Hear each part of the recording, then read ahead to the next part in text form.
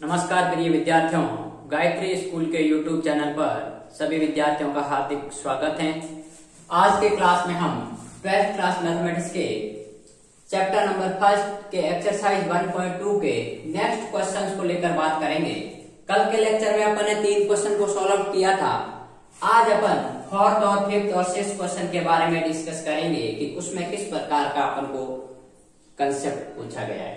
तो देखिए question number 4 ये लिखा हुआ है कि यदि आपके पास में एक सेट दे रखा है ए जिसके 4 एलिमेंट है 1, 2, 3 और 4, एक सेट बी दे रखा है जिसके भी 4 एलिमेंट है 3, 5, 7 और 9, और एक सेट आपके पास में सी दे रखा है जिसके भी 4 एलिमेंट है तथा एफ है वो ए से बी में परिभाषित है। और किस प्रकार परिभाषित है कि 2x + 1 के द्वारा, और जो जी है फंक्शन वो b से c में परिभाषित है और g ऑफ x बराबर x² - 2 है। तो अपन को ये बताना है कि इनवर्स ऑफ गोफ और f inverse of g inverse निकालना है। अब मेरी बात सुनिए, गोफ इनवर्स निकालना है तो गोफ इनवर्स निकालना है तो पहले अपन को ये देखना पड़ेगा कि गोफ परिभाषित है या नहीं। यदि गोफ परिभाषित है उसके बाद में देखना है कि इनवर्स कब एग्जिस्ट करता है। तो इनवर्स उसी केस में एग्जिस्ट करता है फंक्शन का जब फंक्शन 1, 1 और 2 हो, अर्थात एक ही आच्छादक हो। तो पहले तो अपन को गोफ निकालना पड़ेगा, फिर गोफ को एक ही आच्छादक बताना पड़ेगा और फिर अपन कहेंगे कि गोफ इनवर्स निकालने की बात। ठीक है, तो पहले देखिए अपन यहां बात करें यदि, तो कुल मिलाकर कंसेप्ट ये कहता है, इसके सॉल्यूशन की यदि बात करें तो f है वो आपके पास में a से b में परिभाषित हो रहा है। ठीक है, एंड f ऑफ x बराबर आपके पास में क्या लिखा हुआ है 2x + 1 for all x belongs to set A। ठीक है, और g है वो आपके पास में b से सेट C में परिभाषित है और g ऑफ x बराबर है आपके पास में x² - 2। यहां पर जो x है वो किससे बिलोंग कर रहा है, सेट B से बिलोंग कर रहा है। ठीक है, तो गोफ कहां से कहां परिभाषित होगा भाई, इधर देखिए जो गोफ होगा वो गोफ कहां से कहां परिभाषित होगा। पहले तो क्या देखते हैं f का डोमेन A है, फिर इसका कोडोमेन और इसका डोमेन सेम है तो ये कहां से कहां परिभाषित है, C में। तो गोफ A से C में परिभाषित होगा, ये कंसेप्ट अपन पहले ही देख चुके हैं। अब मेरी बात सुनिए, गोफ परिभाषित तो हो गया कि A से C में परिभाषित होगा। तो अब मेरी बात सुनो, अपन क्या करेंगे, इसका फॉर्मूला निकालेंगे तभी तो पता कर पाएंगे कि गोफ है वो एक की ओर आच्छादक है। ठीक है, तो निकालते हैं फॉर्मूला। देखिए अब इसका डोमेन क्या है, A है, और कोडोमेन क्या है, C है, मतलब गोफ है वो A से C में परिभाषित हो रहा है। ठीक है, तो सबसे पहले देखिए मैं निकालता हूं गोफ ऑफ, क्या होगा, x आएगा। ठीक है, तो गोफ ऑफ x, क्योंकि x क्यों आ रहा है, क्योंकि ये a से परिभाषित है और a में आपके पास में एलिमेंट x है। तो अब मैं इसकी वैल्यू निकालूंगा तो ये होगा आपके पास में, देखिए g of f of x। ठीक है, अब मेरी बात सुनो, g of f of x है तो g f ऑफ x की वैल्यू क्या है 2x + 1 और g ऑफ x, मैं इस पूरे को x मानू तो g ऑफ x क्या है x² - 2, तो ये वैल्यू होगी आपके पास में 2x + 1 का होल स्क्वायर - 1। अरे भाई x का स्क्वायर -2। ठीक है, तो ये आ गया 2। अब मेरी बात सुनिए, इसको मैं स्क्वायर ओपन करता हूं तो ये आएगा 4x² + 4 + 1 - 2, तो यह आएगा 4x² + 4x -1। ये आ गया आपके पास में गोफ ऑफ x। अब मेरी बात सुनो, यहां पर आपके पास में ये गोफ आ गया। अब अपन क्या करें, इसको एक की ओर आच्छादक बताना पड़ेगा तभी तो अपन इनवर्स निकाल पाएंगे। तो या तो अपने पास में देखिए सेट यहां परिभाषित है और सेट में ये भी दे रखा है कि A सेट के एलिमेंट ये है और B सेट के एलिमेंट ये और C सेट के एलिमेंट ये। तो यदि आप अभी अपन जो पिछला प्रोसीजर कर रहे थे जिसमें एक की ओर आच्छादक बता रहे थे, उसके हिसाब से करो तो भी कोई दिक्कत नहीं तो आपको 4 एलिमेंट दे रखे और 4 एलिमेंट की मैं इमेज चेक कर लेता हूँ और देख लेता हूँ कि प्रत्येक एलिमेंट की एक ही इमेज आ रही है और सी सेट का कोई भी एलिमेंट यदि ब्लैंक नहीं है तो अपन कह सकते हैं कि गॉफ है वो एक की आच्छादक है। तो देखिए मैं इमेज चेक करता हूँ। तो सबसे पहले मुझे कहां से कहां परिभाषित है, ए से सी में, और ए के एलिमेंट क्या है 1 2 3 और 4। तो देखिए गॉफ ऑफ सबसे पहले आएगा आपके पास में 1। अरे भाई ए से सी में परिभाषित है और ए बराबर आपके पास में 1 2 3 और 4। यदि ये रखने पर अपने पास में सी आ जाए, सी सेट के एलिमेंट है 7 23 47 और 79, ठीक है। तो गॉफ ऑफ 1 निकालते हैं तो 4 इंटू 1 का स्क्वायर प्लस 4 इंटू 1 माइनस 1, तो 4 प्लस 4 8, 8 में से 1 गया 7 आ रहा है। सेकेंड निकालते हैं गॉफ ऑफ 2, तो देखिए 4 इंटू 2 का स्क्वायर प्लस 4 इंटू 2 माइनस 1, तो 2 का स्क्वायर कितना हो गया 4, तो ये हो गया 16 प्लस 8 माइनस 1, 16 और 8 24 माइनस 1 23, ठीक है। अपन निकालते हैं गॉफ ऑफ 3, तो गॉफ ऑफ 3 निकालेंगे तो ये हो गया 4 इंटू 3 का स्क्वायर प्लस 4 इंटू 3 माइनस 1, तो ये हो गया देखिए 3 का स्क्वायर 9, तो 4 9 36 प्लस 12 माइनस 1 48 माइनस 1 47, और लास्ट अपन निकालते हैं गॉफ ऑफ 4 की वैल्यू, क्योंकि ए सेट के 4 जो एलिमेंट है। तो यहां पर आपके पास में देखिए क्या है 4 इंटू 4 का स्क्वायर प्लस 4 इंटू 4 माइनस 1, तो 4 का स्क्वायर 16, 16 इंटू 4 64 प्लस 4 16 माइनस 1, ये हो गया आपके पास में 80 माइनस 1 79। तो गॉफ कहां से कहां परिभाषित है भाई, देखिए ये सेट है आपके पास में ए और ये सेट है आपके पास में सी। ए सेट के एलिमेंट क्या है 1 2 3 और 4, इसके एलिमेंट क्या है 7 23 और 47 और 79। अब मैं करता हूं कि इसका कोई एलिमेंट की इमेज एक से ज्यादा नहीं होनी चाहिए। एक का मतलब क्या है, इसके प्रत्येक एलिमेंट की एक ही इमेज पड़े, और आच्छादक का मतलब क्या है, इसका कोई भी एलिमेंट खाली नहीं रहना चाहिए। तो अब देखते हैं गॉफ कहां से कहां परिभाषित है, ए से सी में परिभाषित है। ये आपके पास में गॉफ है। तो देखिए गॉफ ऑफ 1 की वैल्यू 7, तो ये वैल्यू हो गई आपके पास में 7। गॉफ ऑफ 2 की वैल्यू 23, तो ये वैल्यू हो गई 23। गॉफ ऑफ 3 की वैल्यू 47, तो ये वैल्यू हो गई 47 और ये हो गई 49। अब देखिए इसके प्रत्येक एलिमेंट की एक ही इमेज है और इसका कोई भी एलिमेंट ब्लैंक नहीं है, मतलब प्रत्येक एलिमेंट की इसकी पूरी इमेज है। तो ये क्या हो गया, एक ही आच्छादक हो गया। तो यहां मैं लिखूंगा जो आपके पास में फंक्शन है गॉफ एक की आच्छादक फलन है, अतः गॉफ इनवर्स का अस्तित्व है, गॉफ इनवर्स एग्जिस्ट करेगा, अस्तित्व है। अब मेरी बात सुनो, गॉफ इनवर्स का अस्तित्व तो हो गया, लेकिन गॉफ इनवर्स निकालेंगे कैसे भाई?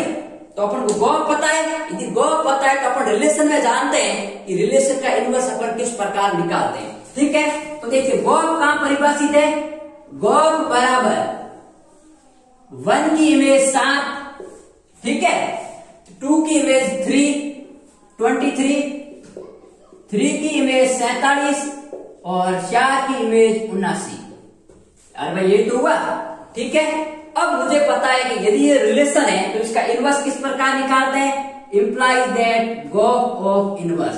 तो ये गॉफ ऑफ इनवर्स क्या होगा, यदि ए कॉमा बी टाइप का ऑर्डर पेयर में है तो उसको बी कॉमा ए लिखते हैं, तो ये क्या हो जाएगा आपके पास में 7,1 23,2 47,3 और 79,4, ये आपके पास में गॉफ इनवर्स आ गया। एक तो आंसर क्या आया।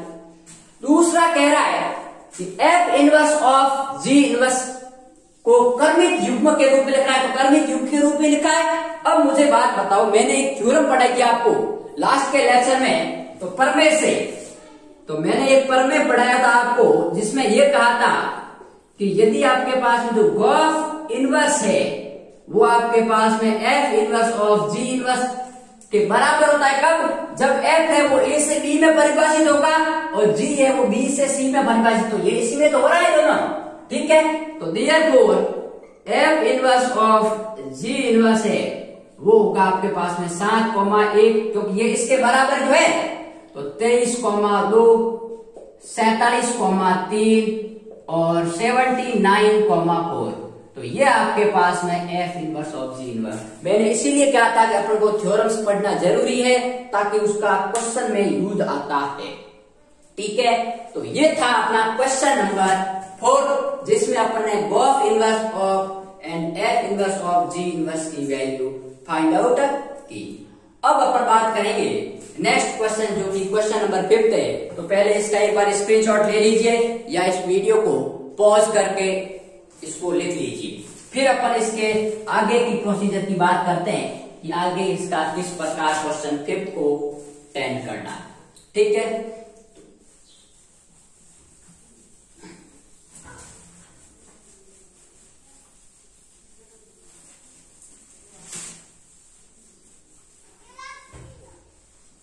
जब भी आपको सेट के एलिमेंट गिवन है तो आपको एक एक की आच्छादन बताने के लिए पहले उस एलिमेंट की इमेज निकालो और देख लो कि किसी एलिमेंट की इमेज एक से अधिक तो नहीं बढ़ रही है, तो वो एक एक ही है। और यदि सो आपके पास में कोडोमेन है, वो कोडोमेन रेंज के बराबर आ जाए तो अपन कहेंगे कि वो क्या है आपके पास में ऑन टू है या आच्छादक है।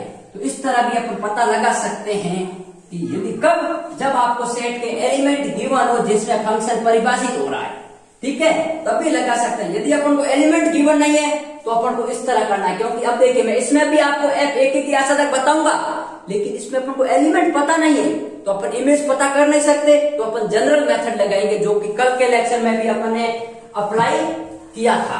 तो अब मेरी बात सुनिए, अपन कैसे मेथड अप्लाई करते हैं क्वेश्चन नंबर 5 के अंतर्गत। सॉल्यूशन की बात करें तो जो फंक्शन है वो सेट ऑफ रियल नंबर से सेट ऑफ रियल नंबर में परिभाषित है एंड एफ ऑफ एक्स बराबर क्या दे रखा है, ए एक्स प्लस बी, जहां पर फॉर ऑल एक्स बिलोंग कहां से कहा कर रहा है, सेट ऑफ रियल नंबर से बिलोंग कर रहा है। और उसने ये भी लिखा है कि ए है एंड ए है वो नॉट इक्वल टू 0 है। उसका मीन मैं बताऊंगा कि ये 0 क्यों कह रहा है। यदि ये 0 हो जाता तो एफ ऑफ एक्स का मान बी, मतलब एक्स की कोई वैल्यू नहीं है, एक्स का कुछ भी मान रखो हमेशा कांस्टेंट वैल्यू आएगी, तो वो फंक्शन ना तो एक ही रहेगा और ना ही आच्छादक रहेगा। अरे भाई ये 0 है तो ये टर्म 0 हो गया, तो उस केस में एफ ऑफ एक्स का मान बी आएगा, मतलब मैं एक्स का कोई भी मान रखूं उसकी इमेज हमेशा बी आएगी, अर्थात बहुत सारे एलिमेंट की सेम इमेज है, ठीक है। तो और इसके अंतर्गत वो फंक्शन आपके पास में एक एक ही आच्छादक नहीं रहेगा। और दूसरा रीजन अभी बताता हूं, देखिए अपन प्रूफ करके। तो अब मुझे क्या बताना है कि यदि ये परिभाषित है तो एफ एक एक ही आच्छादक है, मतलब 1 1 और 2 है, ठीक है। तो देखिए पहले अपन प्रूफ करेंगे कि एफ है वो एक एक ही है। तो मैं मान लेता हूं, माना x1, x2 belongs to set of real number this, जो कि डोमेन है, ठीक है। एंड तथा एफ ऑफ x1 बराबर एफ ऑफ x2 में मान के चलता हूं, मुझे एक एक लाना है ना। तो मैंने क्या कहा था कि कोई दो एलिमेंट की इमेज बराबर होने पर वो एलिमेंट बराबर आ जाए तो वो फंक्शन एक एक ही है। तो मैं x1 और x2 दो कोई एलिमेंट अलग अलग है, उसकी इमेज को बराबर करके चल रहा हूं और मुझे x1 बराबर x2 आ गया तो कहेंगे एक एक ही है, वरना एक एक ही नहीं है। तो देखिए बात करते हैं, तो क्या वैल्यू आएगी, F of x1, F of x बराबर ये है तो x1 क्या आएगा, ए x1 प्लस बी बराबर ए x2 प्लस बी, बी से बी कैंसिल आउट, तो ये हो गया आपके पास में ए x1 बराबर ए x2। अब ए से ए कैंसिल आउट, तो मैं कह सकता हूं कि x1 बराबर x2 आ गया, ठीक है। तो लिखेंगे सिंस f ऑफ x1 बराबर f ऑफ x2, यदि f ऑफ x1 बराबर f ऑफ x2 है तो उस केस में x1 बराबर x2 आ रहा है, अतः आपके पास में कहेंगे अतः f है वो एकेकी है, एकेकी फलन है। अब मुझे क्या प्रूफ करना है? आच्छादक प्रूफ करना है। आच्छादक का मतलब यह है कि इस सेट ऑफ रियल नंबर का कोई भी एलिमेंट ब्लैंक नहीं रहना चाहिए, इसके प्रत्येक एलिमेंट की पूर्ण इमेज एग्जिस्ट करनी चाहिए। ठीक है, तो मान के चलते हैं, देखिए क्या होगा आपके पास में। ये मान लीजिए आपके पास में एक सेट ऑफ रियल नंबर है और ये भी एक सेट ऑफ रियल नंबर है और इसमें कोई फंक्शन परिभाषित है, इसमें कोई एलिमेंट मैंने x1 x2 लिया है, तो इसमें इमेज क्या होगी? f ऑफ x1 और f ऑफ x2। तो यदि इमेज बराबर होने पर एलिमेंट बराबर आ जाए, इसका मतलब क्या है? एक एलिमेंट की एक इमेज है, तो उस केस में f एक ही होगा।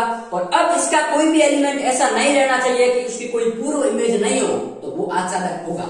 ठीक है, तो अब देखिए, माना f ऑफ x बराबर y, मैं इसकी एक x एलिमेंट लेता हूं और इसका y, तो इसकी जो इमेज बनेगी x एलिमेंट की वो y बन रही है। For all y belongs to R, ये सेट ऑफ रियल नंबर। ठीक है, अब f ऑफ x का मान क्या दे रखा है भाई? ax plus b। तो मैं लिख सकता हूं कि ax प्लस b बराबर y। उस केस में आपके पास में ax का मान आ जाएगा y माइनस b और x का मान आ जाएगा y माइनस बी अपॉन ए। अब मेरी बात सुनो, यहाँ x का मान क्या आ गया? y माइनस बी अपॉन ए। अब यदि ये a 0 है तो x तो इनफाइनाइट चला गया, जो कि रियल नंबर के सेट के अंतर्गत नहीं आता है।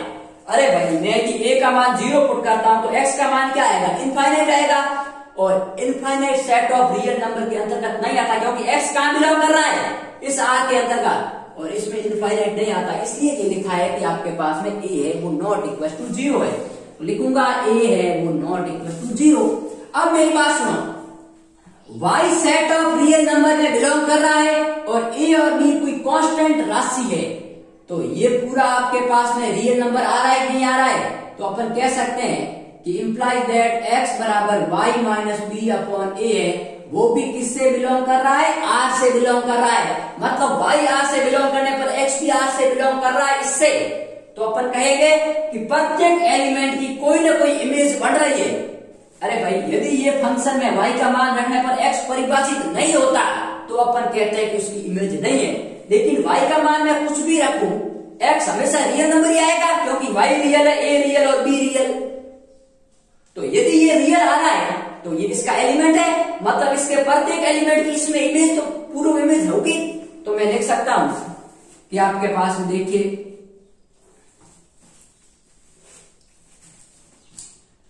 प्रत्येक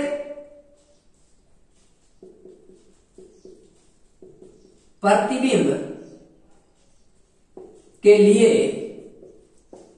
पूर्व प्रतिबिंब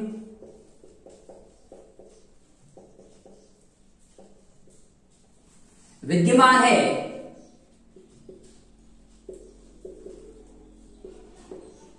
अतः f है वो आच्छादक है। क्यों है? क्योंकि f का परिसर है वो रेंज के f की जो रेंज है वो कोडोमेन के बराबर आ गई, क्योंकि अपन कह सकते हैं कि f का जो रेंज है या परिसर है वो कोडोमेन के बराबर आ जाती है। तो अपन कहते हैं कि वो क्या है आपके पास में? आच्छादक है। कभी भी फंक्शन को आपको ऑन टू प्रूव करना है तो यदि f की रेंज है वो कोडोमेन के बराबर आ जाए। कोडोमेन मतलब क्या? सेट ऑफ रियल नंबर के सभी एलिमेंट, और परिसर मतलब जिसकी इमेज बन रही है वो एलिमेंट। ठीक है, मतलब f ऑफ x के एलिमेंट। ठीक है, तो अब अपन क्या कह सकते हैं? तो फलन चूंकि f एकेकी व एकेकी आच्छादक है, सॉरी अपन ले लेते हैं therefore, क्योंकि यहां अपन f एकेकी प्रूव कर दिया, यहां अपन प्रूव कर दिया आच्छादक, तो f एकेकी आच्छादक हो गया। अब यदि f एकेकी आच्छादक है तो f इनवर्स एग्जिस्ट करेगा, अतः f का प्रतिलोम विद्यमान है, विद्यमान है। कौन सा है? f inverse. अब f इनवर्स का सूत्र ज्ञात करना है, तो अब मेरी बात सुनो, अपन निकालते हैं f इनवर्स का सूत्र। कल के लेक्चर में भी अपन ने निकाला था, आज और निकाल रहे हैं। तो अपन क्या करते हैं, माना एफ ऑफ एक्स बराबर वाई, या अपन कह सकते हैं कि एफ क्या है, एक ही आशा देखे तो इसका इनवर्स एग्जिस्ट करेगा, तो एक्स बराबर अपन कह सकते हैं एफ इनवर्स वाई। अब एफ ऑफ एक्स का मान क्या दे रखा है, ए एक्स प्लस बी, तो मैं कह सकता हूं कि ए एक्स प्लस बी बराबर वाई आ रहा है। तो ए एक्स प्लस बी बराबर वाई आने पर एक्स का मान क्या आ रहा है, ये मैं यहां से सीधा लिख रहा हूं, देखिए आप कैलकुलेशन कर लेना, या फिर आपके पास में लिख लेता हूं ए एक्स बराबर वाई माइनस बी और x बराबर y माइनस बी अपॉन ए, और x का मान क्या है, f इनवर्स y। तो मैं लिख सकता हूं imply that f inverse y बराबर y माइनस बी अपॉन ए, और या फिर अपन यदि y को x से रिप्लेस करने जाए तो y की जगह मैं x कर सकता हूं, तो ये हो गया f इनवर्स x बराबर x माइनस बी अपॉन ए। तो ये है इसका आपके पास में इनवर्स का सूत्र, ठीक बात। तो अब आपके पास में देखिए, जिसमें आपके पास ध्यान रखना ए है वो नॉट इक्वल टू 0 होगा। तो अपन ने क्या प्रूफ कर दिया कि आपके पास में यदि कोई function set of real number से सेट ऑफ रियल नंबर में परिभाषित है और ए एक्स प्लस बी के द्वारा परिभाषित है, तो उस केस में फलन एक ही आच्छादक होगा और इसका इनवर्स एग्जिस्ट करेगा, और ये आपके पास में इनवर्स है। तो इस लेक्चर में अपन है जो कि 15 नंबर था, इसमें अपन ने 2 क्वेश्चन को सॉल्व किया, और कल के लेक्चर में अपन एक्सरसाइज 1.2 को खत्म करेंगे, इसके क्वेश्चन भी करेंगे और अदर इंपॉर्टेंट एग्जांपल भी करेंगे, और फिर अपन बात करेंगे बाइनरी ऑपरेशन द्विआधारी संक्रिया के ऊपर।